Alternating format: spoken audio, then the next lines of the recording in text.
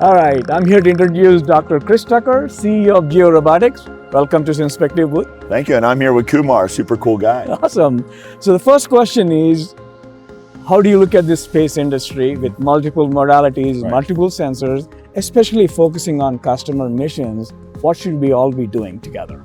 Yeah, well, I mean, we're here at the GEOINT Symposium, and it's really amazing the variety of companies seeking to put robust constellations in space, covering so many different phenomenologies, but also with kind of different use cases and applications in mind. So they have different needs for revisit, different needs for like the size of their swath. And when you talk to each company, you realize how kind of clever their strategies are in their go-to-markets, but they are different. And so SAR is not SAR, right? Different companies are doing different things. I'd say the RF GEOINT, if you want to call it that, there's a number of companies that have really targeted different markets in really sophisticated ways. We've got all of our electro-optical, but we've got our spectral folks.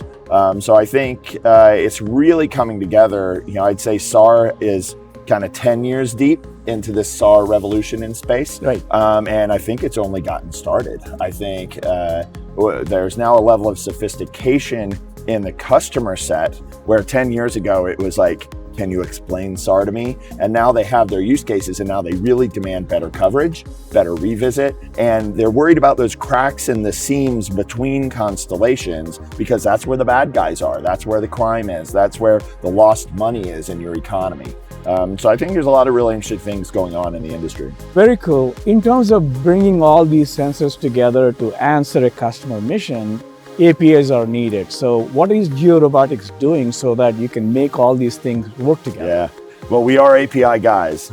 So our guys are really the team that put together the Open Geospatial Consortium sensor web standards in the previous 2 decades. Yeah. And that really was inspired originally by NASA work. In the mid-90s, trying to figure out interoperability between their own space-based constellations. And then with the OGC, that spread from space to air to land to sea to cyber and to electromagnetic domains, all phenomenologies, and it's pretty amazing. In the recent years, the OGC put out strategic guidance around what's called the OGC API to make it really easy for developers, for enterprises to integrate with sensors they've never heard of before.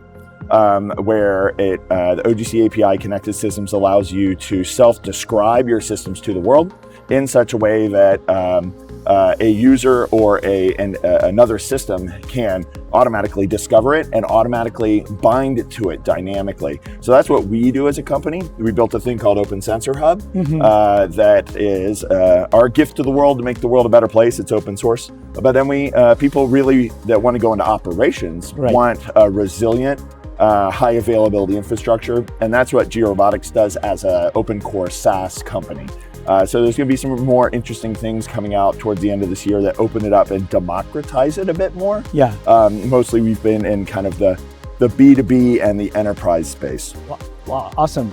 So, as you know, Synspective has 5 satellites today. We'll grow to 10 by the end of the year, 30 in the next 2.5 years or so, in various mid-inclination orbits. Yeah. How do you see us partnering together so that we can help you with democratizing this whole access to various sensors? Absolutely. Well, you know, there's the whole feasibility and tasking. You guys have a great API for that. We've already integrated with it. Then there's the whole tipping and queuing. And I think it goes both ways, right? It can be ground sensors, maritime sensors that say, I think something's going on over the horizon. Can Synspective give us the answer? And that's a tip to space. But I think there's a lot of things because SAR is a non-literal phenomenology. You can tell that something's going on that's very important, but you may need to go gather other data with other phenomenologies. So that's a tip from Synspective out. And I think tipping and queuing is a little glib of a statement that we use, like it's just point over here and point over there. It turns out there's much more sophisticated workflows that you can put on top of that once you have an API that allows you to do feasibility and tasking across all constellations, and not just space constellations, but all sensor arrays of all different kinds: space, air, land, sea, cyber, and electromagnetic. Awesome. Thanks, Chris, for your time, and we look forward to the partnership. Thanks, Kumar. All right. Thank you.